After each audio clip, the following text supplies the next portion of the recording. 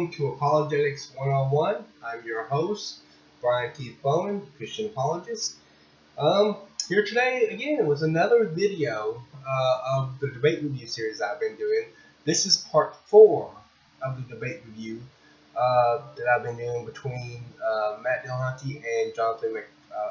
Jonathan McLatchie on modern day debate. Again, full disclosure, I have permission from James Coons to do this debate review. He's opened the door for me to do other debate reviews on his channel, so I really appreciate that. And well, this was months in the working, but you know, we got here, and I've already done 3 videos already on this. The last one was the longest one, and it was the first of the open dialogue. First open dialogue segment of the open dialogue segment. It was the longest video in the series, and it will be the longest video in the series. I'm not going to do a video that long. It was like 3 hours and 45 minutes long. Still my cold, so I might be coughing a little bit, but it's not as bad as it was. In any given case, well, this is Open Dialogue Segment 2, 4th part of the debate review video between Matt Dillahunty and Dr. Jonathan McLatchie on modern day debate. And let's not dawdle, let's dive right in. Thank you. And back. Alright. Glad y'all are with us and with me on this 4th part, as I mentioned during my opening introduction of the video debate review. This is my 4th part in the debate review and the 2nd open dialogue segment. This will be the last of the open dialogue. We'll finish the open dialogue off, and we'll have one more video in this series that will have both the closing arguments, which ain't very long, and the Q&A. And that will be the final thing. And of course, I will put my closing remarks in the closing of that video. All right, what I think of so far of the debate. The last debate was a long one, but still. All right, when we last left at the end, notice that Jonathan McLatchie had left. Don't worry, he's not going to be gone very long. Lots of people were making a big deal out of the 5 minutes he was gone. Matt Dillahunty has made a big deal out of it. So has lots of other people that support his arguments made a big deal out of it. As far as a lot of people were concerned, they thought he lost because he left. I mean, it showed a serious lack of philosophical training for someone to sit to say that somebody lost the debate just because they left for 5 minutes. And it just ain't the case. It just ain't the case. Jonathan's argument is what has to be dealt with, and that's what I plan on doing in my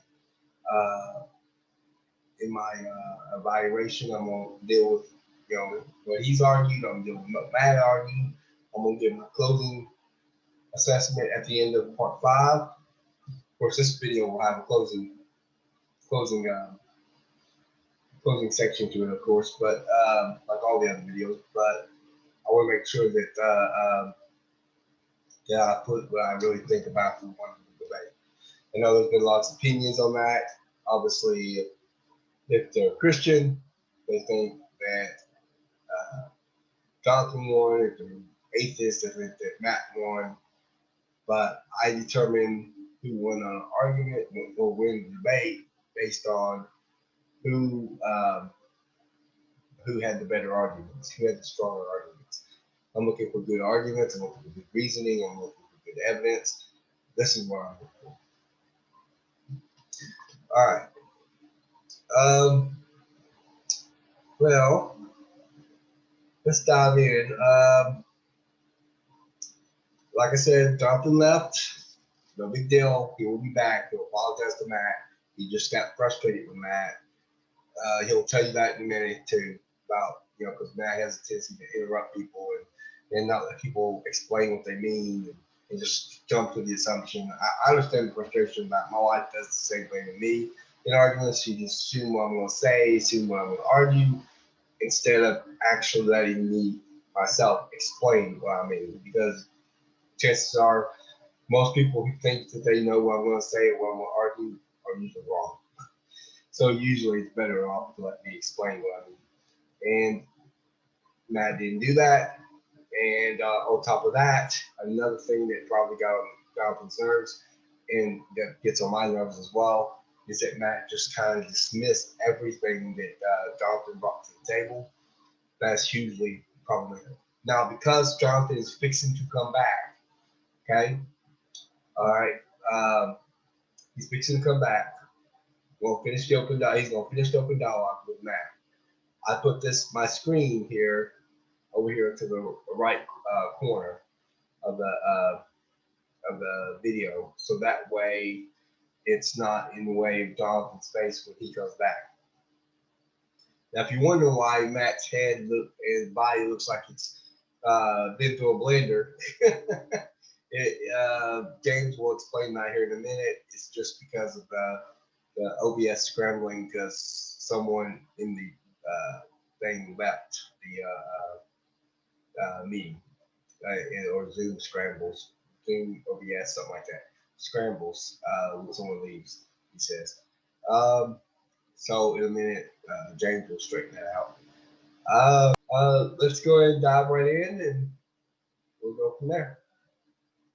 Here, but I don't know. I heard him say we're done. Well, by the way, they're going to start this off because Jonathan's not there with some questions from the audience. So it's going to have a partial Q&A. This is just very, very small, very, very brief. It's just because Jonathan left. I didn't know he was coming back at the time. Then 5 minutes later, he comes back, and then him and Matt just finishes the open dialogue. I'm just letting you know because I will respond to the some of the questions. I may not respond to all, or I might respond to all of them. I don't know. I don't know exactly what notes I got here. It's been a few days since I wrote these down. In any case, let's keep going.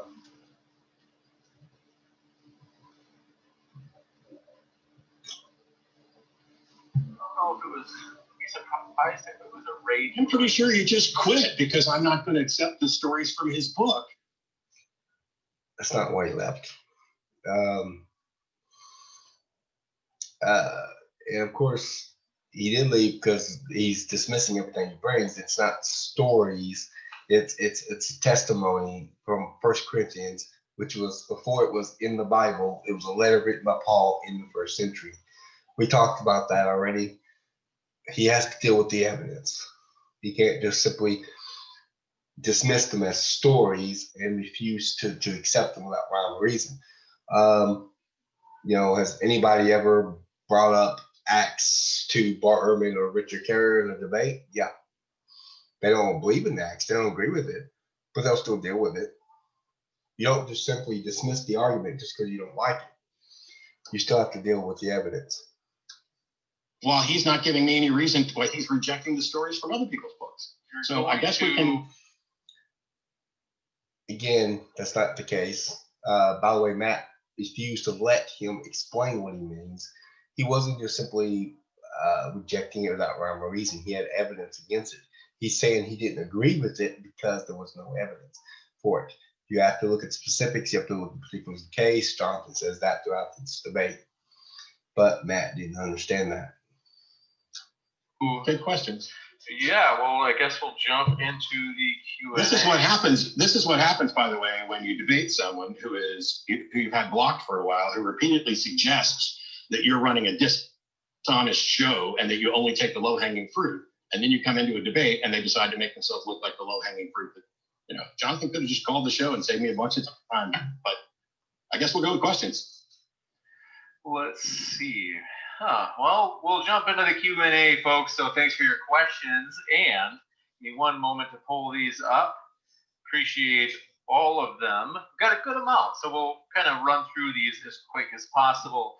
Thanks for your question. First one coming in from Scott Duke said, thanks for the wide range of debate topics on your channel. Appreciate it, Scott. That means a lot, and all credit to the speakers. Woody, thanks for your super sticker. Appreciate that support. Let me, as I just realized that the screen is, I gotta fix it so they can see you, because OBS scrambles if we have somebody, or Zoom scrambles on me if we have someone leave early. Okay, thanks for your question. Coming in from Smoky Saint. I think this is something from their debate the other night, an inside joke. Wizard words is a thing now. Deal with it. I have no idea what that means, but we hope you're well, Smoky. And Lori McCullough, thanks for your question, said, evidence was in the title of this video. I don't know. I think maybe they're just referring to the fact that the actual title was strong evidence. That's true. We do shorten the title, folks. That's just because it makes it easier where people can see the whole title on their mobile device. So yes, it is true that strong evidence is the official title. Hans L. Jones, thanks for your question, said, let's see. Yeah, if I can jump in for just a second. I didn't even notice that. Yeah, the title of the video that we're streaming says evidence, but the agreed upon topic beforehand was strong evidence. Because if somebody came to me and said, hey, there's evidence for the resurrection, I'm not dumb enough to say, no, there's not, because I understand anecdotal evidence is still evidence. Bad evidence is still evidence. Garbage evidence is still evidence. Evidence that rises to the level of curiosity but isn't sufficient to actually result in belief soundly, still evidence. The issue is there enough evidence? And in this case, Jonathan thought there was strong evidence, and yet he comes with nothing but anonymous accounts from a book that he likes.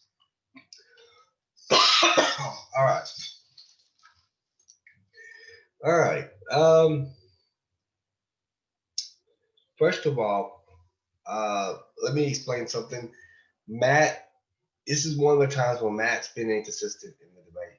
Throughout most of this debate, and throughout a lot of debates he has on resurrection, he argues that testimony or claims and claims cannot count as evidence. Here, this is one of the times where he's being inconsistent. He's actually admitting that it's evidence of some form, but don't think it's going to be sufficient to convince.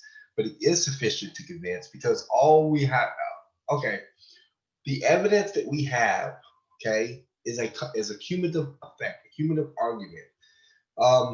When combined, it supports the proposition, supports the conclusion, that Jesus rose again from the dead when all this facts and evidence are merged together. We've talked about this in previous videos, what that evidence is. And what, in my argument, the testimony of the disciples is fact number 4 in my argument. And the only thing that you really have, and all resurrection arguments are cumulative arguments, by the way, regardless of the kind of argument you're trying to bring to the table. Different resurrection apologists and Christian apologists will bring different types of arguments, but they all wind up being cumulative cases. Including Jonathan. Jonathan said his argument was a cumulative case. My argument is a cumulative case.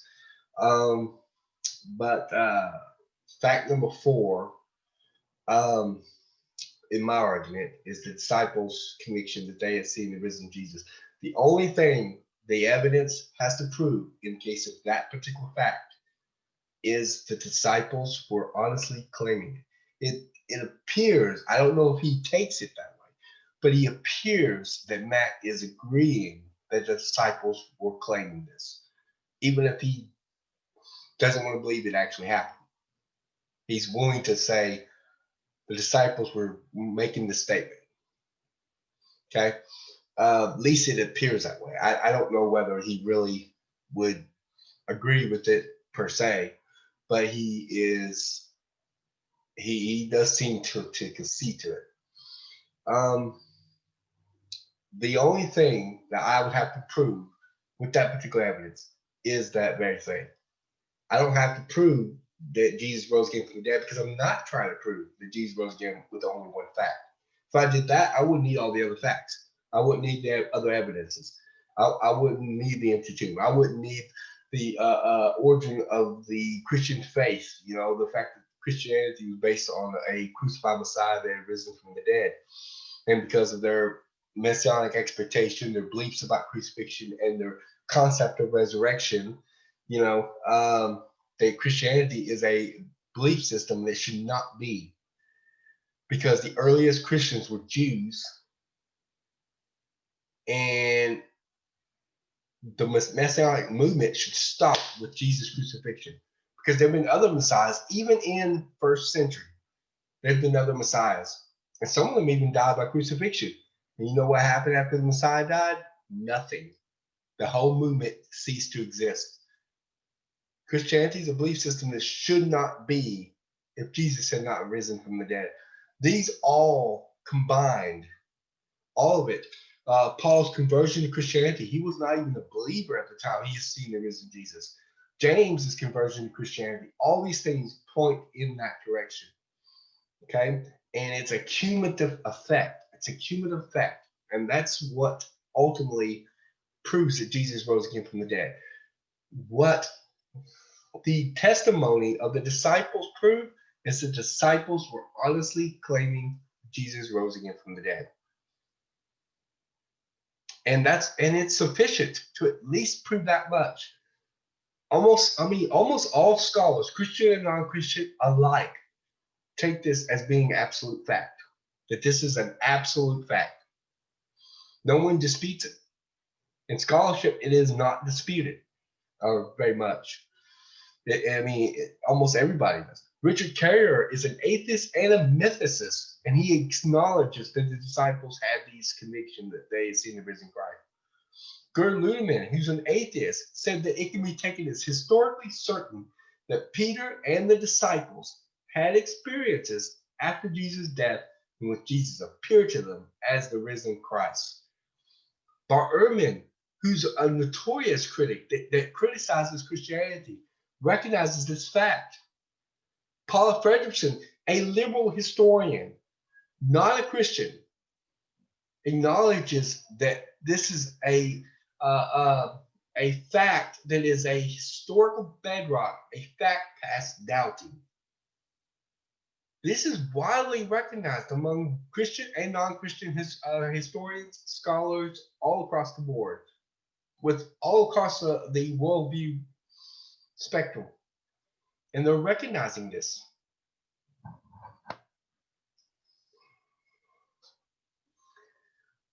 So this is definitely evidence for that. So all I have to do is prove that that one thing is true. I'm not trying to prove that Jesus rose again from the dead with that one fact. And neither is Jonathan. He's proving the proposition, the conclusion, by other evidences and facts that combine together that point in that direction, that points to that conclusion, based on the available evidence. So it is sufficient. Matt not thinking it's sufficient doesn't make it insufficient. He seems to be making several presuppositions about the Bible, Matt is. 1 Corinthians, first of all, is not anonymous. And again, as he's been doing throughout this entire debate, he's treating the Bible like it's one source, like it's just got one writer writing it or something. Oh, it's an anonymous book. No, it ain't. How's it anonymous? More specifically, how is 1 Corinthians, which has the testimony of the disciples, anonymous? How's it anonymous? It's not. It claims to be written by Paul. It's one of the 7 undisputed epistles of Paul that all across the spectrum of worldviews, Christian and non-Christian alike. I think I read in one of my videos, I read Bart Ehrman's book, Forged, where Bart Ehrman agrees with the 7 undisputed epistles of Paul.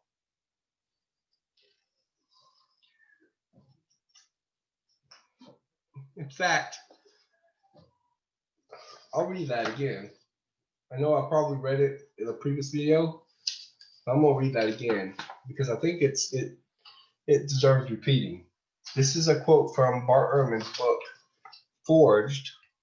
See the title, Forged, page 93.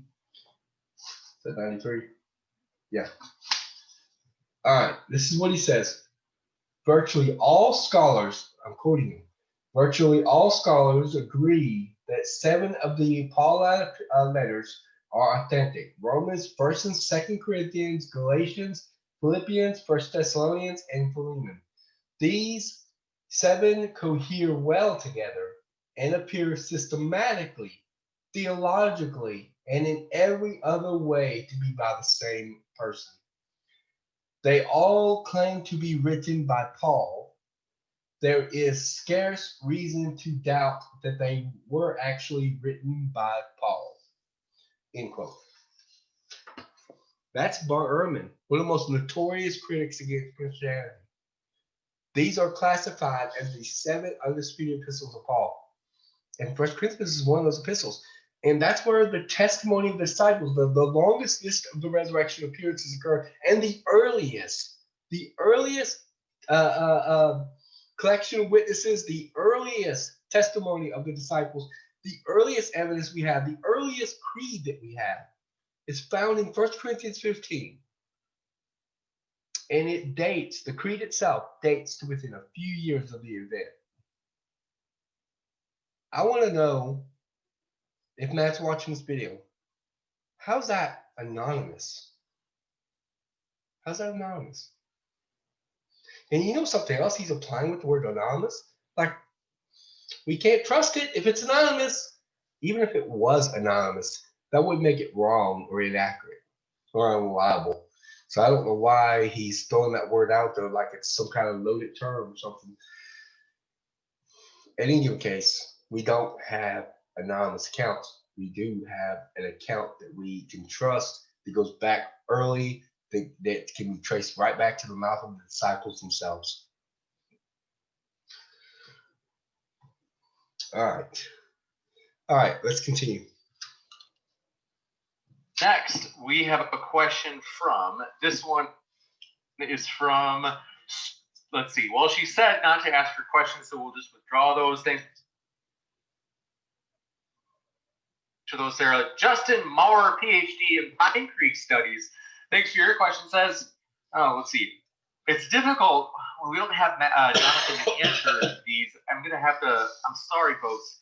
We're going to have to skip those. What we'll do is, if you do a super chat in a future debate, what we'll do is, since we're not reading those that are intended for Jonathan today, we'll kind of like, just let me know in the future debate, say, hey, James, one of my super chats wasn't read in the last debate. It will count one of your normal chats as a super chat in that future one. Justin Maurer, let's see. Smoked Saint says, let's see. Okay, Hunter Bailey, thanks for your question. Said, Matt, regarding, quote, hearsay, unquote, how do you account for the historical present found in Mark? And they put in parentheses, accounts for the vividness of the text, especially small details which are most understood as reflecting eyewitness memory. So this is another thing where we're basically asking the same question. So it's like, how do you account for someone writing this particular thing in the gospel? And my account for it is that almost certainly they believed they were reporting something that was factual. That is independent from whether or not they were accurate on the facts.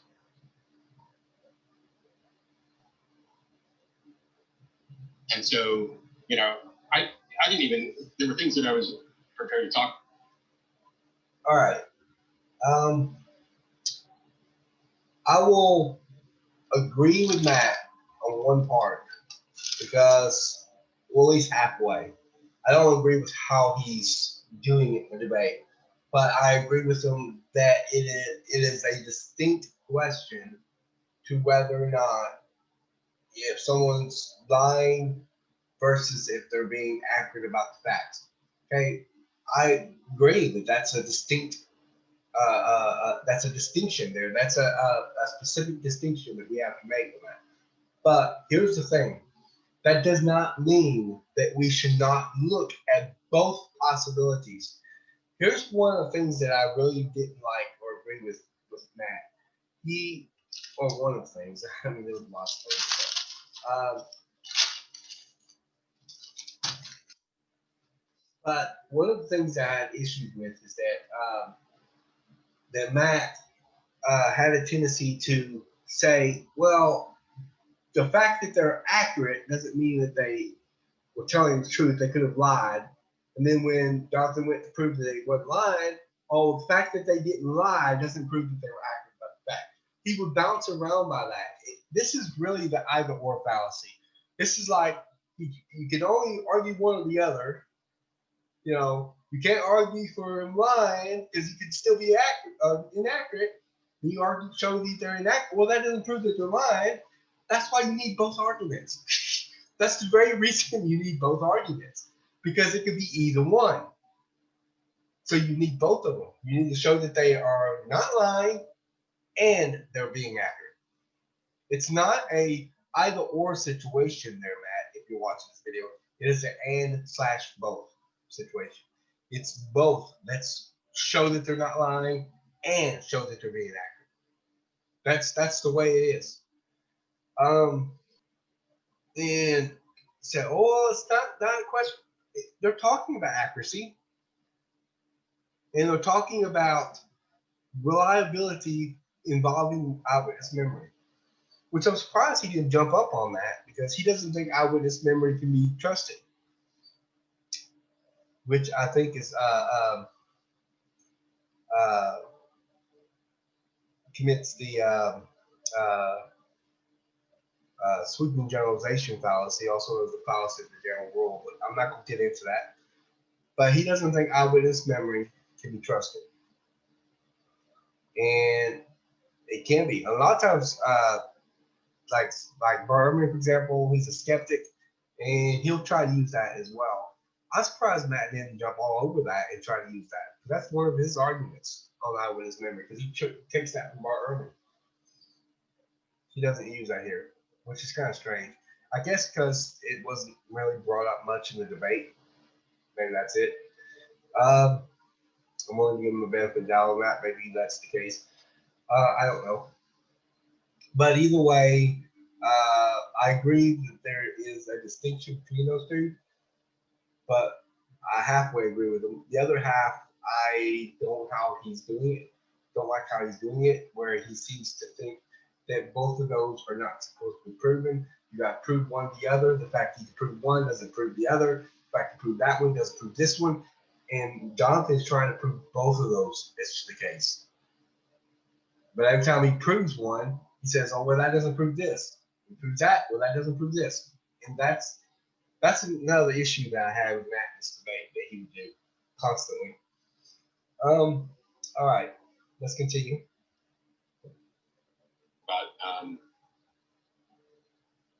So he had talked about Mark 16. We didn't talk about the fact that the last 11 verses or so of Mark are added on after the fact. Mark 16 ends at verse 8 in the oldest manuscripts, and it just says, trembling and bewildered, the women fled from the tomb. They said nothing to anyone because they were afraid. And then immediately there's a new verse there that says, hey, when Jesus rose early on the first day of the week, he appeared first to Mary Magdalene, out of whom he had driven 7 demons, and she went and told those. So there's this problem, a serious problem with the ending of Mark. Now, I don't know what the explanation is. I don't know if it was a 3rd or 4th century interpolation where somebody added that to Mark. But the fact is that the oldest gospel that we know of has the first 8 verses of its final chapter, chapter 16, basically tells the story that, Jesus, the stone's been rolled away and Jesus is risen, hurrah, end of story. There was nothing there about the Great Commission. And what got added was not only the Great Commission, but it's this, hey, if you want to know who's a true believer, these are the signs that accompany them. They can drive out demons, they speak in tongues, they can pick up snakes with their hands, they can drink deadly poison. All that stuff ends up in Mark. And if you're going to talk about the author of the Gospel of Mark being trustworthy, you have to at least say, all right, it's trustworthy up to 16:8, and then everything 9 through 20 in chapter 16 is no longer trustworthy. But now you're taking the published book that may or may not be trustworthy, and you are deciding what the portions of it are accurate and which portions of it are not, with no evidence, no ways to investigate it. The only evidence that you have is to come in and say, hey, oh, Jonathan's back. The only evidence you have is to come in and say, hey, we know that if you handle venomous snakes, you're probably going to get bitten at some point, you're probably going to die. And so that's what's happened over and over. All right, Dot is returning. So we'll deal with several points here on that. All right, let's explain first of all textual criticism involving Mark 8:9. All right, it is, or should I say 8:9 and following. The manuscript evidence is how we know that the last words of Mark were added. It was added to the manuscripts. I don't know when it was added, but it's likely. But he's wrong, actually wrong about it. Didn't add it in interpolation. I think he said he didn't know if it was interpolation. He said, but it actually wasn't true. I mean, we actually have quotes from late church fathers in the early third century. So this would put the original textual variant earlier than the earliest manuscripts we have. The earliest manuscripts that we have are Mark chapter 16, which include Codex Vaticanus, which is copied from a second century manuscript, or second century manuscripts. It does not have, it ends in 16:8, as does Codex Sinaiticus. And this is our earliest reference to Mark chapter 16. Okay, the earliest manuscript we have on Mark chapter 16, and it does not contain the verses following that. Now there are other things in the manuscript, such as the fact that there's a lot of differences in those passages within the manuscript copies, because we have multiple lines of transmission going all over the place. We know that that if it has lots of differences, not just small minor differences, not just subtle differences, but a few words here and there, but I'm talking about major differences, and it's scattered throughout the manuscript that way. That's a telltale sign it doesn't go back to the original text. And of course, there's lots of other evidences. I mean, Codex Washingtonianus is the most famous manuscript in America that's housed in America. It's housed in Washington, D.C. It's a 5th century manuscript, and it contains a 90-word addition to this passage, a 90-word addition.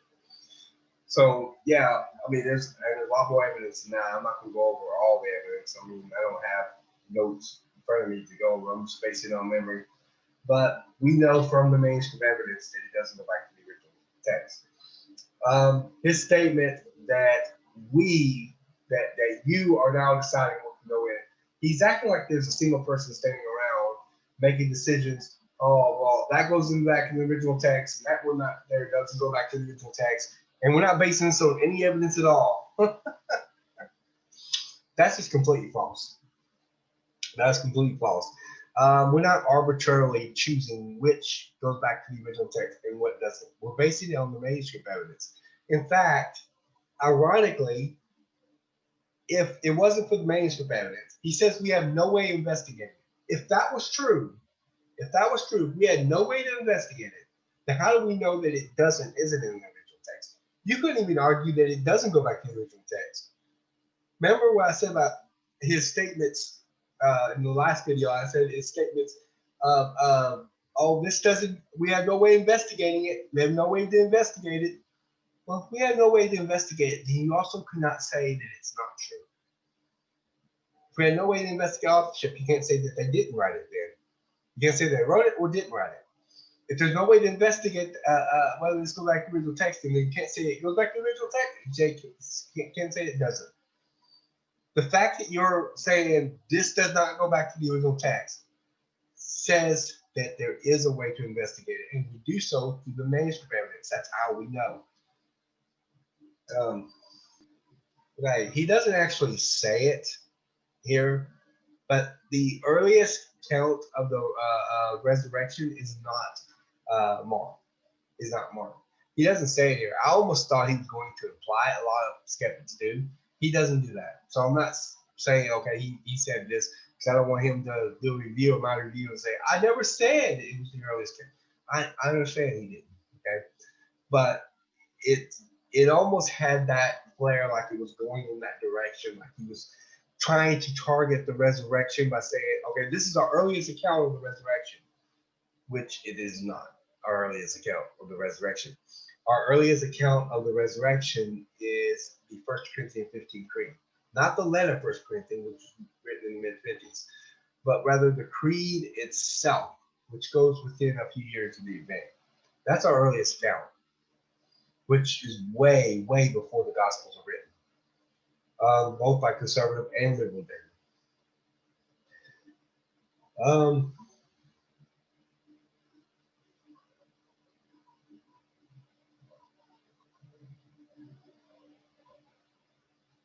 Also, he mentions the Great Commission and Mark omitting the Great Commission and Matthew adding it, and he says Matthew adds it later. And it's being added later. I guess he's trying to support some sort of evolution with the text.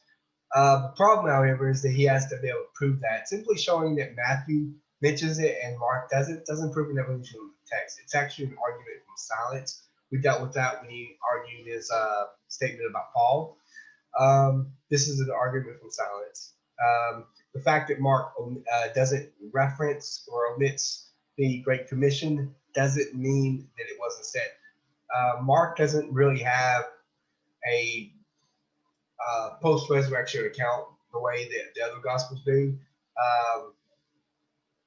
because because the original Gospel Mark most likely ended in Mark 16:8. There's some people that think the ending was lost, but I don't agree with that. I think that Mark actually ended his gospel there.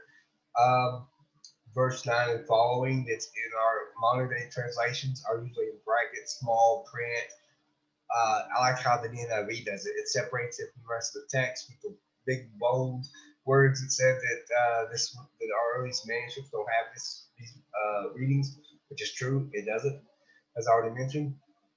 And so, but the fact that Mark doesn't mention the Great Commission, which probably happened in the resurrection appearances. So if Mark doesn't mention the resurrection appearances there, why in the world would him omitting it somehow mean a denial of that happening? I don't know why skeptics think that when a text omits something, that it's the same as denying it happened. But lots of skeptics do that. Matt's not the only one who does that. Yeah, he mentioned a strange comment. He says that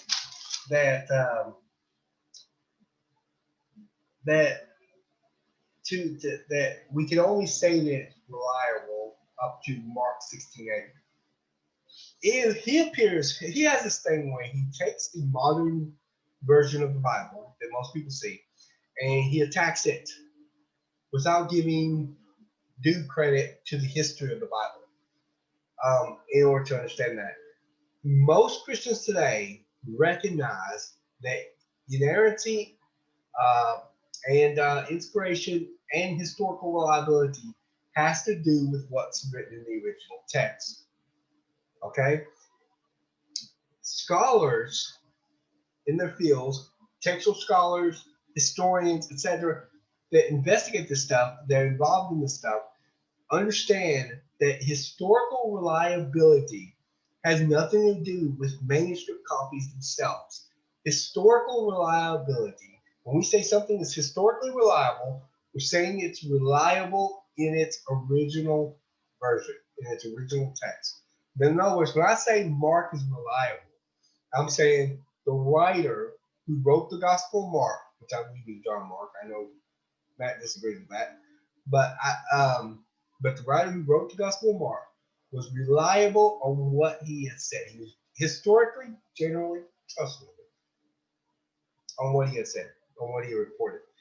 Now, I can't blame Mark or whoever you think wrote Mark for what some scribe a long time later, several centuries later, made a mistake in the manuscript, and it got in there in popularity, and it winded up in a Bible version somewhere. I can't blame Mark for this because Mark wasn't even alive when this happened.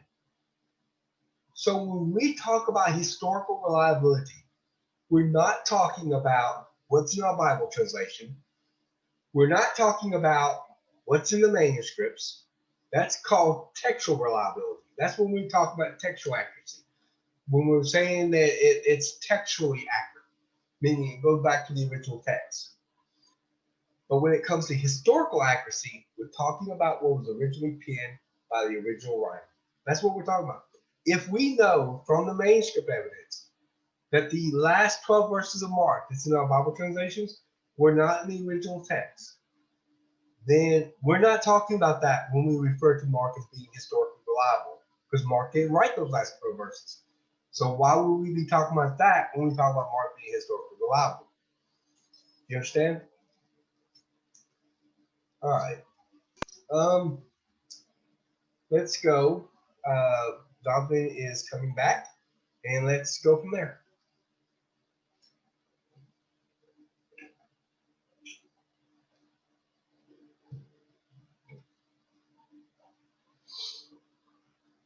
Gotcha. And Jonathan is back. So glad. You said something about a waiting room, Jonathan. Oh, you're okay. Right? Gotcha. So we ready? we Yeah. can. Give me 1 second. I'm just going to readjust in OBS. We lost you there. Let's see here. I thought he said we're done and then clicked on. Yeah, can you hear me? Can you guys hear me? Yes. Matt, I just wanted to apologize. I was a little bit frustrated with you constantly interrupting me and just listening to everything you were saying without interaction. And so I got a bit frustrated there. So I apologize. We can't hear you, Matt. I think that bug is acting up where we can't hear your audio. By the way, on Jonathan's apology, I believe it was very sincere. When he was doing a debate review video with Hunter, he admitted that it was not right for him to leave. I agree that it's not right for him to leave. I'm not justifying that. I wasn't taking up for him at the end of my last video. That was not the point. The point was that I think people made a big deal out of it, and people went directly from Matt to assuming he lost the debate, and they called the debate just because he's gone for 5 minutes. And so I think somebody had commented on to Jonathan McLatchie in one of his debate review videos and said, "Oh, you just came back and delivered an insincere apology." His apology was not insincere. Just because the other guy doesn't like it or agree with it, or it makes him look bad in his argument, making a big deal out of this, because Jonathan actually came back and apologized to Matt. That should be taken into consideration. And Matt, I don't know what Matt thinks about his apology or whatnot, but he did apologize for it. And he explained why he left. He got frustrated with Matt, and I can't really blame him much on that.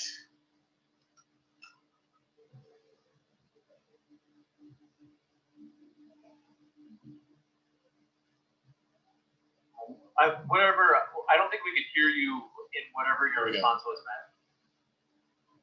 I'm back. Gotcha. I'm back. I just said it was fine. And the fact of the matter is, in these sorts of interactions, I interrupt people. I think Jonathan interrupted me at least once too. I know I'm more prone to it than others. I get the frustration. But at the end of the day, if the foundation of how we determine what is strong evidence or what is sufficient evidence is just, I'm going to accept that this person's truthful and telling me the truth, and you're not, well, then why are we bothering to have a discussion? Because if we can't get beyond that, we're stuck. Okay. I didn't see that we were making much progress in the discussion because you didn't seem to really get the concept of inductive argument. Oh my God. Should I rage quit now because you're calling me stupid, pretending that I don't know what an inductive argument is? Well, Science is entirely inductive. I've given this lecture 100 times. All right. He misunderstands Jonathan's argument. Jonathan is simply arguing, and I've mentioned this before, mentioned this lots of times before. Jonathan is consistently saying, look at the particulars of the case. He's not saying accept them without reason. He's not saying just, accept. Okay, if you've got testimony like we have, 1 Corinthians 15 Creed, it goes back within a few years of the event. Then you've got a testimony from the Quran that's 6 centuries after Jesus. Why would I need to believe that And when I have, early evidence of this, early evidence of his crucifixion, a fact that the Quran denies, by the way, and I have early evidence of his resurrection, and I'm supposed to believe the Quran 600 years later? Matt doesn't seem to get that. I don't understand why. Because Jonathan has said it over and over and over and over again. And he's been very explicit. It has not been vague. It wasn't ambiguous. He's been very explicit, very direct, and he said it over and over again. But Matt's tuned him out when he comes to that. And then whenever he's talking about testimony, he says, well, you don't accept these testimonies of these other religions. They don't meet the same criteria. They don't meet the same standard of evidence. So why would I accept them when they don't meet the standard of evidence? The problem is that what Matt is doing is he's assuming that we have either no evidence or we have very bad evidence for Jesus' crucifixion, his resurrection, etc. And these other guys are making claims that are contradictory to the Bible, and they don't have very good evidence either, because he thinks that we don't have very good evidence. And so he's bumping them down with us and saying, well, why don't you believe them? And the problem is really with his assumption about testimony and evidence. We do have evidence. We do have strong evidence. We've got an early testimony. This is not testimony hundreds of years later. This is testimony very close to the facts, and you can trace back to the disciples themselves. In the mind of a historian, this is very strong evidence. I like how Paula Fredrickson put it. She said, I know in their own terms they saw the raised Jesus. That's what they said, and that's what all the historical evidence afterwards tells us they said they saw. And she said, I'm not saying they saw the raised Jesus. I don't know what they saw. I wasn't there. But I do know, as a historian, they must have seen something. End quote. This is very powerful historical evidence. Why would I believe something that is hundreds of years later and don't have the same level of evidence, it's probably what Matt believes, as the New Testament? Why? I don't know. Well, I know. Matt doesn't. Matt thinks that I should accept these really terrible arguments, these really terrible religious claims that have very bad evidence behind them, when I have very good evidence in favor of Jesus' resurrection. Ain't gonna happen, Matt. I look at the evidence. You need to sit there and realize that you're presupposing your worldview rather than looking at the evidence. You have to be willing to be open to the evidence. You have to be willing to be convincible. Not invincible, convincible. You have to be able to be convinced. And I don't think Nat is. I think Nat is extremely close-minded. No matter what he says, I think he's very close-minded on it. And you shouldn't be that way. If you want evidence and we give you evidence, then you need to start considering that evidence instead of just outright dismissing it the way you did. All right.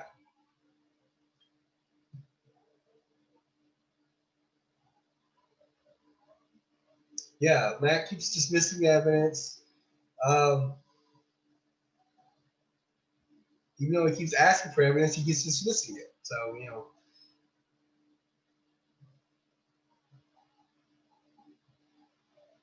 he just sets up his epistemology, so he just can't believe it. You can't convince him of it unless he wants to be convinced. That's the issue. Okay, they get on this interesting back and forth about inductive reasoning. It starts here with this, and it will continue on. I mean, they don't do it constantly, but when they get to the closing argument, Jonathan's going to bring it up again. And Matt's going to turn his closing argument into a rebuttal. Because Matt says something, or Jonathan said something that he already said to Matt in this.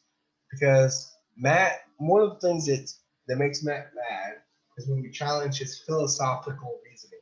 And he don't like people pointing out the fact he's making logical fallacies and mistakes. He probably wouldn't like me because I will point out logical fallacies all over your course of your debates. Because Matt makes quite a bit of them. He's a little bit more subtle than Bart Ehrman because Bart Ehrman really don't care if he commits logical fallacies or if people can accuse him of it. I don't know why Matt gets mad because he doesn't want logical fallacies in his argument because he thinks that somehow pressing logical fallacy makes someone wrong, which is not the case because that actually commits a fallacy logic too. But it does follow your reasoning that you justifying your position. And well, or he gets even more mad when someone accuses him of it because he doesn't want people to think he's making a logical fallacy, even if he is. But he gets pretty sloppy there at times too, like with Paul, the arguing from silence and that sort of thing. But for the most part, many of his logical fallacies are very subtle. He's not as out there with the logical fallacies, making it as Bart. Doesn't mean he doesn't make it. He makes a lot of times. He's just more subtle about it. Most of the time he is. Now, there are times when he's not subtle at all. Like I said, with the Paul thing and arguing from silence, he's not very subtle with that. All right. This is what starts that inductive argument thing, and he says that what does science being entirely inductive? Okay, what is science being entirely inductive? Has to do with Matt understanding of an inductive argument or not. I mean, he brings that up. He says, well, science is entirely inductive. Okay, what's that got to do with whether you know what an inductive argument is or not? I don't know. He just kind of throws that out there. All right, let's continue. Well, I was making the case for the substantial trustworthy of the gospel space in the inductive argument, which you didn't seem to, you just dismissed. But just because it's right over here doesn't mean it's right over here. And I completely accept that. But there's an inductive argument of substantial trustworthiness of the gospel against, and indeed they're grounding in the testimony of credible eyewitnesses. By the way, I'm going to deal with what an inductive argument is when we get to a closing, because I want to deal with it then, because I'm not saying Matt actually doesn't know what an inductive argument is, but he does appear, remember, like he doesn't understand one, or at least he's arguing in a way. It could be just a back and forth between him and Jonathan, and he doesn't prepare for his debates, and he's just kind of arguing on top of his head, leans on his rhetorical ability a lot, obviously, but he might be able to correctly define an inductive argument if he's asked to. I'm willing to give him a benefit of doubt on that. I told you it's my nature to give benefit of doubt to people. But from Jonathan's perspective, it looks like he doesn't understand an inductive argument because of the way in which Matt is arguing. Okay, I just want to point that out so you understand that. Okay. If the most trustworthy person you know came to you and said, I was just abducted by aliens, carried off to another planet, impregnated, cloned, and delivered back here, and I have no other evidence for it, do you take their word for it? Oops, sorry. No, we wouldn't take their word for it. What if 5 people said that? We need to look at the particulars of the case. So we need to look at, okay, so what's the nature of what's being claimed? We need to look at the hypothesis that they were sincerely wrong. We'd have to look at the possibility that they were deliberately lying, and we'd have to evaluate those hypotheses on a case-by-case basis. So we need to know more about the particulars of the case before we can adjudicate such things.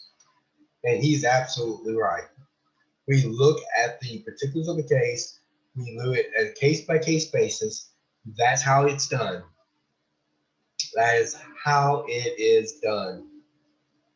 And testimony counts as evidence, but that doesn't mean that we don't look at other evidence, supporting evidence in favor of it. If a testimony is hundreds of years later, and we've got testimonies much closer to the fact, A historian is always going to take the earlier sources, always, because it's going to be much more likely to be accurate, closer to the facts than something hundreds of years later. We look at the particulars of the case, and you heard him here. He's been saying this the entire time. Matt is treating him like he's doing nothing but just accepting these testimonies and putting a dunce head on his hat and just walking around saying, I'm as gullible as can be, you know. And that's what Matt seems to think. That he's supporting super gullibility or something. And he's not doing that. But that is what Matt is argued the entire time. And I would even say this is a straw man argument. It's a consistent straw man argument throughout this entire debate with Matt and Dillahunty of this particular debate. And Jonathan has been explicitly stating, look at the particulars of the case, the entire debate. This isn't the first time he brought it up. He's constantly bringing this up. Constantly. But yet, he doesn't think that that Matt still thinks, well, why don't you accept these other religions' claims? Because he's looking at the specifics. We always have to look at the particulars. And by the way, no Christian says that we don't have any other evidence and there's no way to prove it. That's Matt's perception of it, not ours. Not ours. We don't make that assertion. We never make that assertion. We do have proof that it happened. Testimony counts as evidence, but testimony can be evaluated just like any other piece of evidence. All right, let's continue. I agree. What are the particulars of the case that we can make an argument that any resurrection has ever occurred? What? All right. Well, let me finish that thought. What evidence do we have that would support the claims of a resurrection? All right. Matt is doing a red herring. There. The fact that other resurrections have not occurred does not impede the good evidence that this specific resurrection account is true. We have to look at the specific evidence of this particular account. That's why I put it in my notes. And the reason it's a red herring is simply this. The fact that other resurrection accounts didn't happen doesn't disprove this one. It doesn't mean this didn't happen. Okay? It doesn't mean this didn't happen at all. That's not, if we have good evidence that Jesus rose again from the dead, it doesn't matter if we have evidence of people rising from the dead. It only matters if we have evidence of Jesus rising from the dead. Let me give you an example. It'd be kind of like if someone says there is no evidence, let's say a police detective investigating a murder, and they say the only suspect is a butler, and we got loads of evidence against the butler committing the murder.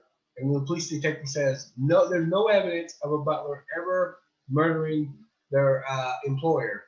So I'm going to think that this butler didn't commit this crime, even though there's lots of evidence for that specific butler committing the crime. It doesn't matter. It doesn't matter if we don't have any evidence for other butlers committing the crime. We have evidence for this specific one. This is also a mistake that Matt made in his debate with Mike McCona because he says something similar. He says something similar in that debate. The fact that we don't have other resurrection accounts don't impede the good historical evidence that we have in this specific time. You say, well, that's the one exception to the rule then. Okay. Does that prove it wrong? No, it doesn't. We have good evidence for Jesus' resurrection. Deal with the evidence of this specific situation. Don't give me about what, we have no evidence of other resurrections, because that's irrelevant. It's the evidence specifically for Jesus that we need to look at. So this is completely a red herring. We have the fact that we have the evidence that the apostles claimed Jesus rose from the dead. We have that from Paul. Those are claims. Yeah. Which is evidence, because this is a specific kind of claim. I dealt with that in the last video. Remember, he's making the existential fallacy. It's also factually inaccurate because, you know, testimony is always being considered evidence. And also, it's, you know, got a rhetorical problem with self-refuting because it's a claim itself. So the claim's not evidence, is claim. And this is, again, him being inconsistent. Remember, he said before Jonathan came back, he admitted it was evidence. You heard him explicitly admitting it was evidence. Now he's saying it's not evidence. He's saying it's just claims. So he bounced right back to that other argument. So he's very inconsistent that way. But it is evidence. Again, we resorted back to claims, not evidence, arguments. But testimony is evidence. It's a type of claim that's evidence. Some claims are evidence, some claims are not. That's the way it is. And of course, like I said, Jonathan said many times, look at the particulars of the case.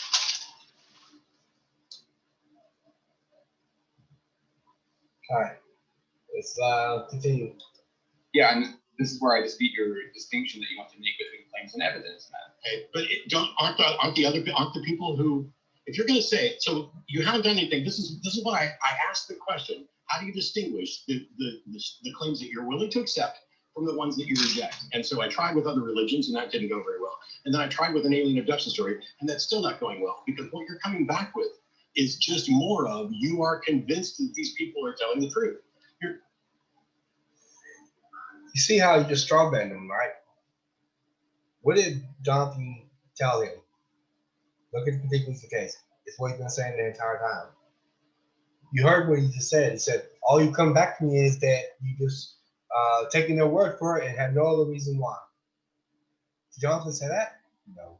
He said the opposite. All right, what about discuss this alien abduction? Putting a mask, you know.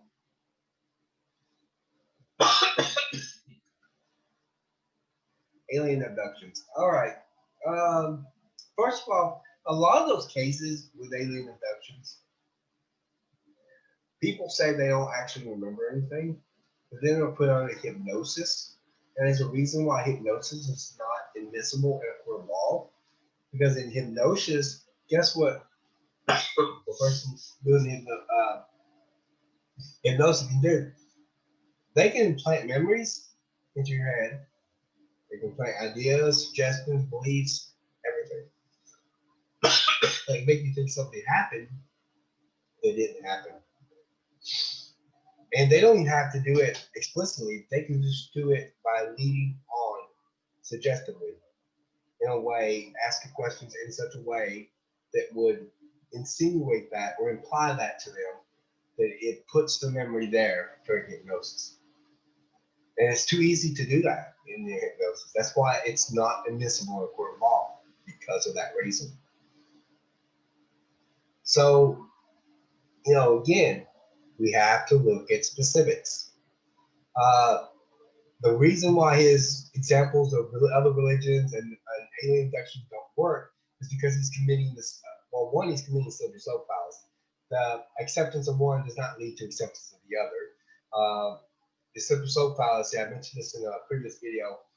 If A, then B, then C, then D, without having a causal connection, because you can have different reasons for accepting A and have different reasons for rejecting B, or you can even have reasons for, or you have no good reasons for accepting B or reasons to reject it, such as evidence against B.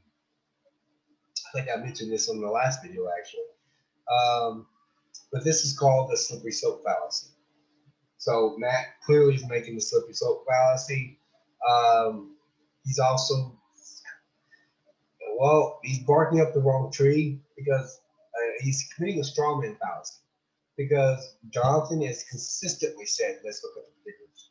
Constantly. In fact, he just said it a few minutes ago. Look at the particulars of the case. And he has been giving them evidence of this. He's been giving evidence of testimony being close to the facts. He's given evidence of habitual truthfulness. He's given evidence of their reliability. He's given evidence of them not fabricating it through the possible martyrdoms and things like that nature. And he's given the evidence all the way from the closing argument or the opening argument all the way up till now. He has given him this evidence. But all Matt's doing is rejecting it, dismissing it, and refusing to deal with it. It's like he puts his hands over his ears, you know, and over his eyes, if he's got 4 hands, and just refuse to see it, refuse to hear it. And then when he's arguing, he acts like Jonathan hasn't said a word about it when he did. This is one of the good things I love that this is recorded, that James recorded this. So someone can easily go back and look at it for themselves. You don't have to take my word for it. You don't have to take Matt's, don't take Jonathan's. Just look at it yourself and see what's being argued here. Who's doing what they're doing, how they're arguing, how they're reasoning, how they're misunderstanding each other, how they're missing each other. We can do this because it's recorded and you can see it for yourself. But you see Jonathan keeps doing this. I don't understand why atheists I understand they want to support their worldview. They want to believe their worldview, and there are probably Christians that do as well. And in the comment section, things like that. But to argue that Matt won this debate, Matt lost it big time. I mean, sorry, I didn't mean to apply the conclusion, but there's just no doubt. There's just no doubt that he lost. Look at what he's doing. Look at what Jonathan is doing. Jonathan is the only one in this entire debate that's presented any evidence. Matt hasn't presented a single shred of evidence. Not one. Now, granted, he could probably get out of that by saying he doesn't have to present evidence in this debate since the debate was over. If there was evidence, all he has to do is show there was no evidence. That's all you have to do. But he hasn't even done that. He just dismissed it.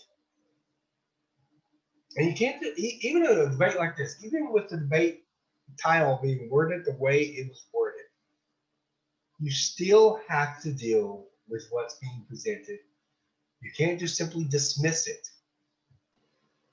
Not convinced that the alien abduction people are telling the truth, but you have no foundation for suggesting that they're not. Well, we have to look at the particulars of the case, right? So we have to know, okay, so are these substantially trustworthy witnesses? We have to look at, okay, would they be likely to lie about this? We need to look at, would they be, could they have been honestly mistaken? Could this be a dream that they're trying to relate or something like along those lines? I agree with all of that. And also, you also, right, me to interrupt. You also look at the probability. I mean, alien spacecraft, given the hugeness of the universe, right? So the sun is 93 million miles away. The next nearest star is 26 trillion miles away. I mean, it's about 200 billion stars in our galaxy, about 200 billion galaxies in our universe. The probability of any alien spacecraft making it to Earth is vanishingly small, right? No, I'm not necessarily convinced it's vanishingly small. The Drake equation shows the likelihood. I don't think we've been visited by aliens at all. However, no matter how small it is, because it is a natural event that doesn't make it any sort of appeal to anything beyond the natural world, how can we not determine that a natural explanation that posits nothing particularly that would violate the laws of physics is somehow less likely than something that does violate the laws of nature as we understand them? And when we have zero, like, if I were to ask you, how many resurrections, not just I had a heart attack and somebody used powers, but like, boom, we're going to call you dead, we're going to bury you for a couple days, and then you're back. How many of those have we ever scientifically verified in the entire history of the world? All right. Number of problems. Again, like I said, he's assuming methodology naturally. But with alien abductions, this is really a false analogy fallacy. Why in the world are we contrasting alien abductions with Jesus' resurrection in the first place? I don't know. It has no bearing on the evidence. If one isn't true, or if we don't have no evidence from one, or if the evidence is bad from one, that means we can't rely on the other. That somehow the evidence of the other must not be good because we don't have evidence. I mean, I don't know. This whole thing about the alien abductions is weird. He brings it up. He does it as an example. It's a constant and most common example that he brings up in his debates on the resurrection, as if we're supposed to take alien abduction stories if we're taking the Bible, and the evidence can be quite different. That sort of thing. But another problem that this has is he says that this doesn't appeal to anything beyond natural, and he doesn't think that the evidence that okay, he says he doesn't think it's vanishing small, which is kind of weird because I don't think he agrees with aliens visiting us or anything like that. But okay, Jonathan's talking about whether it would be capable of what is the probability of them getting here, given the fact that nobody can travel at the speed of light, and the vastness of the universe, and that sort of thing. A lot of people think that to break the speed of light would be to violate the laws of physics, or at least the constants. If the speed of light was any different, there's some people who think that some constants might be affected and life itself would not even be able to exist. Possibility atoms wouldn't even exist. But the point is that light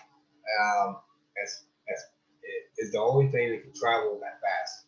Nobody else can ever travel that fast, and nothing, not even light itself, could go faster than that. But he says that is more plausible than Jesus rising again from the dead, that God would raise Jesus from the dead. Of course, he's presupposing his worldview. He's presupposing it. But this is red herring and false analogy fallacy. Other people rising again from the dead again. What's that got to do with the specific evidence for Jesus' resurrection? Of supernatural events. I don't care whether it's supernatural or not. I don't care how the resurrection supposedly happened. This is the mistake that Lagona made when we were doing this debate, is he goes on and tries to demonstrate that reality has a supernatural realm. That's irrelevant. How many times throughout history has someone been verifiably dead, medically determined to be dead, buried for a couple of days, and then comes back to life that we can actually verify? All right. Let me explain Mike's argument a little bit. He's talking about his debate with Mike Lagona. Okay, Matt has a specific thing. He thinks that the supernatural has to be proven first. Now, granted, it's a circular argument, as pointed out by Mike Winger in his debate with Matt Dillahunty on Capturing Christianity. But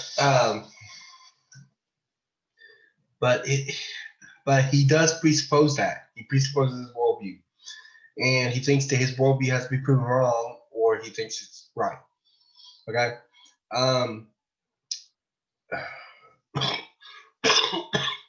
What Mike Lagona did was he basically showed a supernatural component. Remember the way in which Matt is doing Jonathan throughout this entire debate? 1 minute he's saying, okay, just because that's true doesn't mean this is true, and he goes and proves that, and he said because that's true. He does the same thing with Mike. He said like gotta prove a supernatural first. He does that. Says, oh well, that's irrelevant, and he's basically giving Matt what he wants, evidence of the supernatural. And yet, if it's irrelevant, then why does Matt bring it up so many times that he have to prove that? So yeah. But that's the reason why Mike brought it up. Mike Lagona usually don't even use that argument. The vast majority of time, Mike usually argues specifically. He's an evidentialist. He usually argues from the resurrection. I'm a cumulative case Christian apologist, but there are things that, that presuppositionalists agree. I agree with things that evidentialists agree. I agree with things that classical apologists agree with, or say that I agree with, so forth. So I just kind of look at bits and pieces of each one of those. One of the things I agree with evidentialists is that you could prove the existence of God and the existence of supernatural afterlife all in one shebang with the resurrection, just by showing evidence of the resurrection. The evidence for the resurrection proves the conclusion that Jesus rose again from the dead, which proves the supernatural. It proves that the supernatural, because, I mean, who else would be able to raise somebody from the dead except God himself, who can act outside of space and time, act outside of laws, because he created those laws. There's no reason why he can't act outside of them. So, yeah, but Matt wants his cake and eat it too. He wants to sit there and say it's irrelevant to bring up evidence for the supernatural, but then he wants evidence for the supernatural. Which is it? Do you want evidence for the supernatural or not? So, if it's irrelevant, Matt, stop bringing it up as an argument.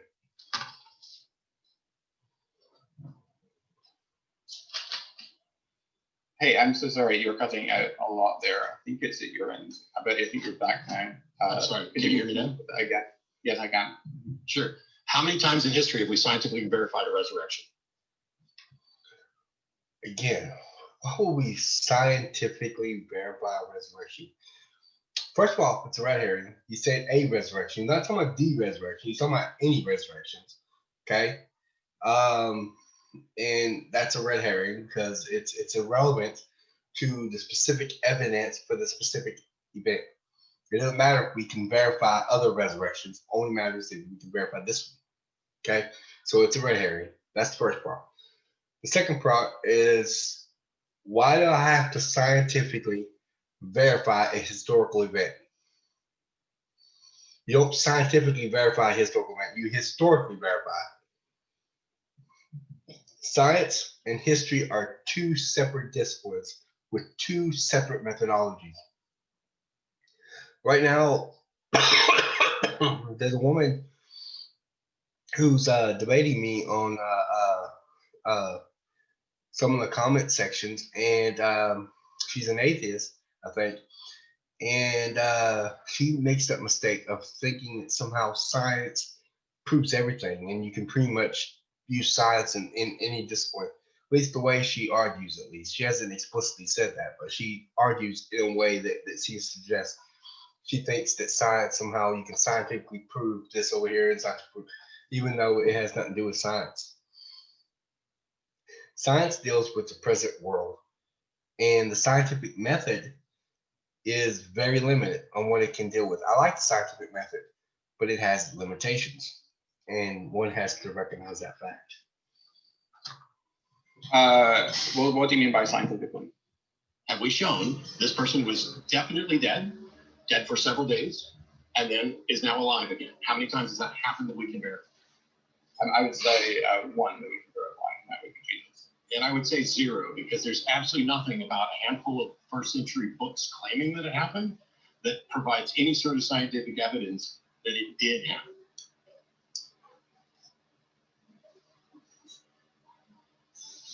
It's not supposed to provide scientific evidence that it happened. It's supposed to provide historical evidence that it happened. And there is a difference. No one thinks it is scientifically verifiable through the testimony of the disciples. That's historical evidence, okay? We're not scientifically verifying it because there's nothing to scientifically verify. We are verifying it historically through historical sources, the way historians do history.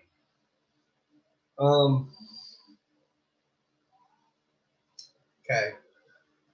But testimony counts as evidence. It's historical evidence, but it's evidence. And Matt's rejection or dismissal of it ain't gonna change any of that. And so how do you, since you think there's one, and I think there's zero, and by the way, even if you think there's one, does that mean that Lazarus wasn't raised from the dead? No, you give a qualifier that can be verified, right? I would argue that there's indirect evidence that Lazarus was raised from the dead. Wait, you think there's indirect evidence that Lazarus was raised? Yeah. And direct evidence that Jesus was raised, and you're convinced that Jesus is God and raised Lazarus, but you don't think there's evidence? Why is the evidence for Jesus' resurrection somehow scientific and the Lazarus one isn't? All right, let me explain that real quick. I think what Jonathan is saying is that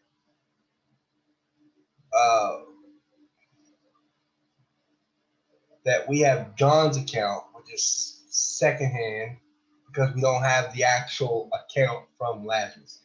The 1 Corinthians 15 creed goes back to the disciples. So that's a first-hand account. It's being presented by Paul, but the account itself is first-hand. So, yeah, so it's just a question of direct and indirect evidence. It's pretty much what it comes down to. Now, he also may be assessing that the evidence for the resurrection is stronger than what we have for Lazarus, for example, only having a single account versus having multiple accounts. And that also and he mentions that, so that could be another reason why. Personally, I think the evidence for Lazarus' revivification, it's not really a resurrection, not in the cultural mindset of the Jews. That's not how they, or anyone in the ancient world in the first century, they understood the resurrection as a bodily event to immortality and never dying again. Lazarus died again. Therefore, it is not a resurrection in the true sense of the word. They came back to life, but they died again. They weren't raised to immortality. The Jews believed the general resurrection at the end of the world, they thought was going to happen, and they believed when people rose again from the dead, it would have been to glory and immortality. But this is called a revivification or resuscitation. It's not a true resurrection in the same sense as Jesus' resurrection, anyhow. But the evidence for Jesus' resurrection is very, very good. Yeah. So the issue with Lazarus, so I think we have indirect evidence insofar as we can conduct an argument from the substantial trustworthiness of the Gospel of John, which provides a fancy basis for things which we do not have direct historiographical evidence. But in the case of the resurrection of Jesus, I would argue that the evidence for that is substantially stronger than it is for Lazarus because of the number of witnesses we have for that. With Lazarus, we don't have a single witness. That would be John. With the resurrection, we have the Pauline corpus, we have the Book of Acts, we have the Gospels, and so forth. And I think we have good reason to. So from Paul, we have good reason to think that the Jerusalem apostles, Peter, James, 12, were claimed witnesses of the resurrection, and we also have the Book of Acts, which substantiates that as well. We have the Gospels, and we also have evidence pertaining to the empty tomb as well. For example, the fact that the tomb was discovered empty by women. You say that the fact. You say the fact that the tomb was discovered empty by women. That's not a fact. That's a claim. That it was reported as empty by women, and I'm sure you're very familiar with the argument that the argument from embarrassment, namely that it seems unlikely that they would have made female witnesses. The chief discovers at the empty tomb. If they were making up the story, they would have had male witnesses. Now again, it doesn't prove. Yes, I find that asinine. That's like saying, if I were the type of person who committed this crime, I would never leave evidence that might in any way suggest that I did it. It's nonsense. It is a big red herring. That's not the way we should be determining what likely happened. In the first century, it undermined their credibility. No, but it doesn't matter. You're basically saying that it somehow amplifies their credibility because if we were making the story up, we would have picked a dude to say it. But how genius does it have to be to pull a double bluff and say, you know what? They're not going to expect this coming from a woman, and then we get to claim, why would we say that women do it? It's freaking genius, except that it doesn't for me. Yeah, I mean, I don't really buy the explanation that they were trying to fill each of the stories I don't either. Yeah, which is what basically you're trying to say. Because in the first century, That's not what I'm trying to say. in the patriarchal society of ancient Palestine, especially in the first century, it actually undermined their credibility rather than support. Now, I'm not saying, just to be clear, I'm not saying that it proves the existence of the entity. I'm saying it's evidence for it. No, it's not. All right. Wow. All right. All right. Let's discuss the evidence for the empty tomb real quick. There's very strong evidence in favor of the empty tomb. In my argument, it is fact number 3 of my argument. And I use it as supporting. It's a supporting fact. It's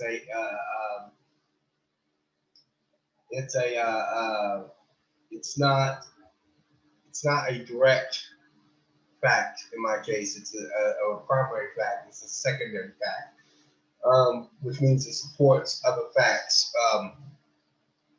In my case, it supports all 4 of my primary facts. All right, because what resurrection meant in the ancient world. All right. Okay, we have enemy attestation. We got enemies testifying to or saying that the earliest account claims that, or earliest enemy or naturalist explanation that we have available says that the Jews, that they were spreading among the Jews that the disciples stole the body. Well, that's a blatant admittance that the body is not there to be examined. Okay. This is enemy attestation. Now, in Matt's debate with Mike Winger, he denies enemy attestation. He says this is not enemy attestation because it's coming from a Christian source.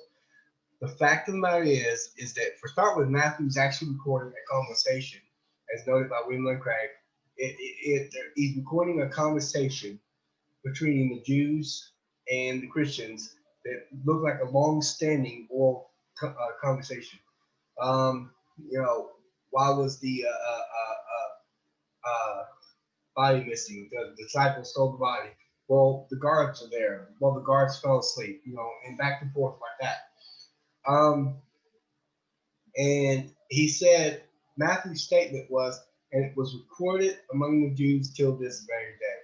In other words, he's restating something that he knew that even among the time that Matthew writing the Gospel of Matthew, the Jews were claiming that the disciples stole the body. Combine that with the fact that we have two sources outside of the New Testament, Justin Martyr and I believe Tertullian, and both of them claims that the disciples, or that the Jews were still claiming in their day the disciples stole the body. In other words, it's spreading among the Jews. This is a very specific nuance. It's a nuanced version of enemy attestation. Even though the source that's citing it is a Christian source, they're citing the enemies of Jesus in the process. So it's a very specific, nuanced version of enemy attestation, and it does count as enemy attestation. So you got that. You got the women chief witness of the empty. This is brought up by Dr. McLatchie as well. Matt, you understand? Matt is denying criterion of embarrassment. He doesn't believe in it. Just like he denied multiple attestation earlier. Just as he denies the criteria of embarrassment. A criteria is used all across the board among scholars, including non-Christian ones. It's a historical scholarly criteria for assessing the source. If we know about the culture, their beliefs, how they view things, and if something is being said, people usually don't write fabrications that make the heroes look bad, in a bad light, or might make people doubt what's being written. Because the whole object, if you're lying about who you are, you're lying about what you're telling people, and you're fabricating the whole story, you want people to believe your lie. People who lie want other people to believe their lie. So they're going to say something that's very believable. That's what they do. That's what people do when they're lying. That's what they do. They say something that is believable. When I was a kid, I used to sit there and lie all the time. I mean, it's long. I was a Christian. I wasn't a Christian when I was a kid. But when I was a kid, I lied a lot. And in the process of lying a lot, I would sit there and I came up with this idea that if I get as detailed as possible with my stories, my lies, that people would think that they're true. So the more detailed I was, the more they want to believe. See, I want to make my stories believable to somebody else. Because typically when you're lying, that's what you want to do. That's what you want to do. You want to make it believable. Well, in the like manner, if a statement is being said that is awkward in that culture, that is awkward in it, it's not something that would normally be said unless the person is telling the truth.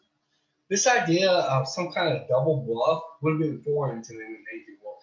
And plus, even if people were to do something like that, it's a gamble to assume that. I mean, even from the person's point of perspective, if they're writing something, they want somebody to believe it, they're gambling very badly that person won't believe it if they're trying to do a double bluff.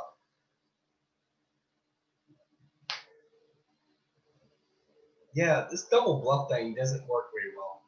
There's also another reason it doesn't work very well. Multiple sources doing the same thing. Let's say all four Gospels report that women are the chief witnesses to him. All four of them. So all four of them was doing a double bluff and took a chance that the people that they're writing to wouldn't believe what they're saying. It doesn't add up, does it?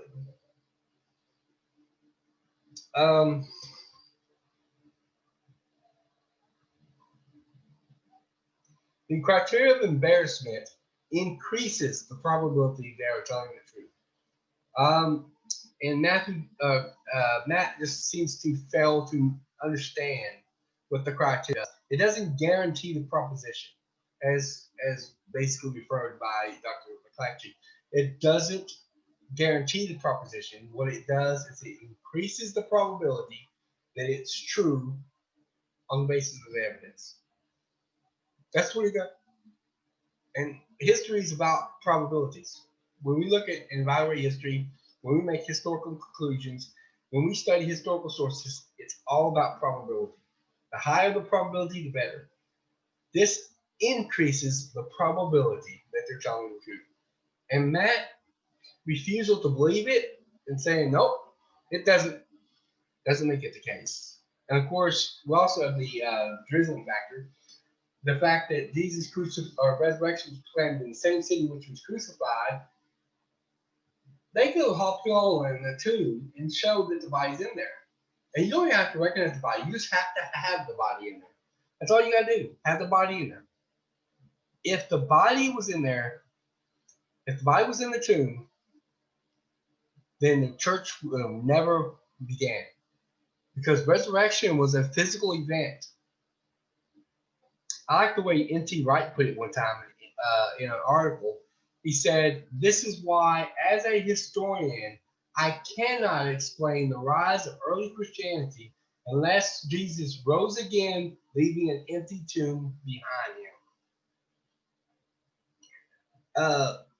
I often say that the origin of the Christian faith, the birth of the church, the beginning of Christianity itself, its very existence would be inexplicable in the face of an occupied tomb. Christianity would have never got off the ground. And if the empty tomb story was legend, then that assumes, or made up or whatever, that assumes that there's a body in the tomb. And the resurrection was a physical event. And you got the earliest proclamation of the resurrection going all the way back to the disciples, the original eyewitnesses. They're proclaiming that Jesus rose again from the dead. If there's a body in the tomb, the entire Christian movement would have been squashed in its infancy. But it obviously was not. I don't think you can explain how Christianity came into being, although Matt doesn't think he has to explain anything. But I don't think you can explain how Christianity came into being in the face of an occupied tomb. Just not possible. All right, I think we've reached the end to this open dialogue segment. I hope you enjoy this, and don't forget to like and subscribe, and I guess I'll see you here in a minute for my closing statement for this video. Thank you. And we're back. All right. Let me know in the comment section what you think of this particular debate, or the particular segment of the debate, and the debate overall so far. And what do you think of it? What do you think of the arguments?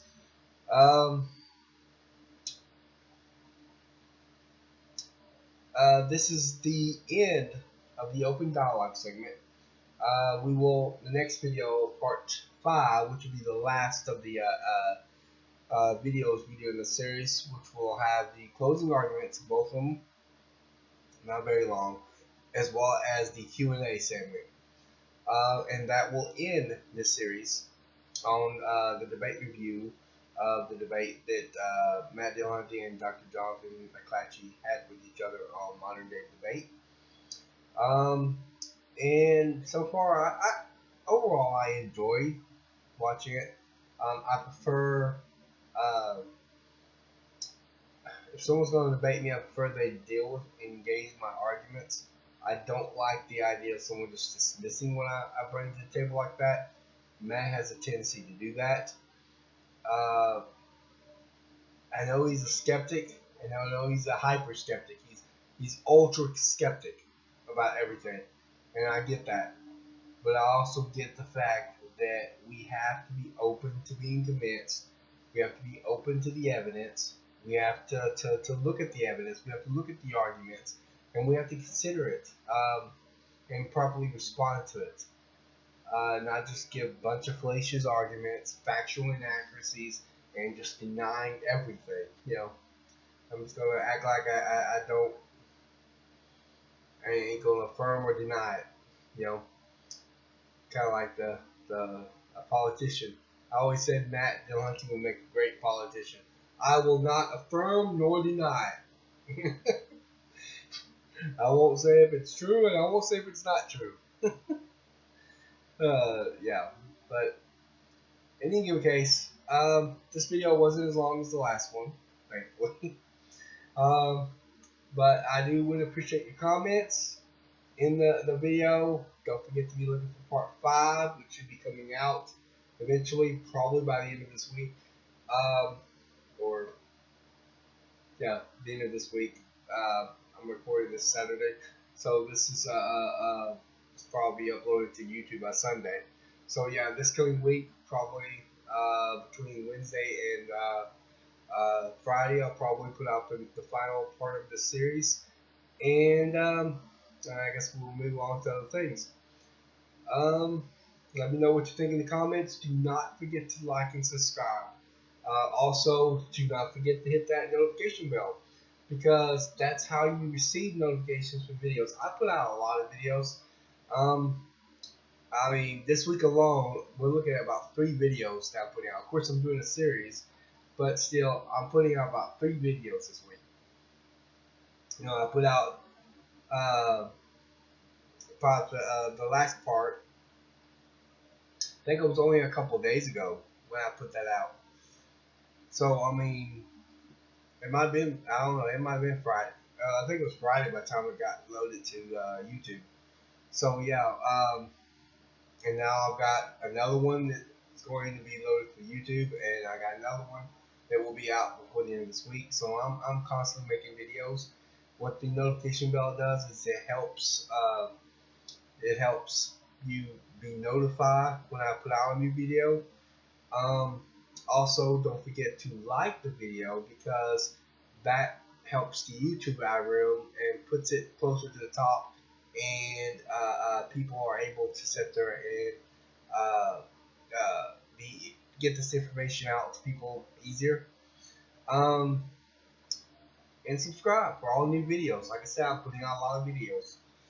Alright, but I do want to leave you with one thing. So one thing I always leave you with, I know I say it a lot, but I think it's important to say it a lot, because a lot of atheists, and I've debated a lot of atheists in the comment sections, and they're always constantly thinking that we're the ones denying evidence, and we're not about the evidence, and we're just believe what some preacher Sunday morning believes and says, and they act like we all Christians walk around with a gun sign on their head, and it's just not true. Check your brain at the door of the church before entering, that sort of thing. But that's just not true. It's not true at all. We are all about the evidence. We're about good reasons. Faith does not mean blind faith. Blind faith and faith are not the same thing. Faith acts with reason. It acts with reason. Christians aren't against reason at all. We're never against reason. This is why I always tell people to always remember to learn the facts that the critics don't want you to know. This is Brian Bowen signing off.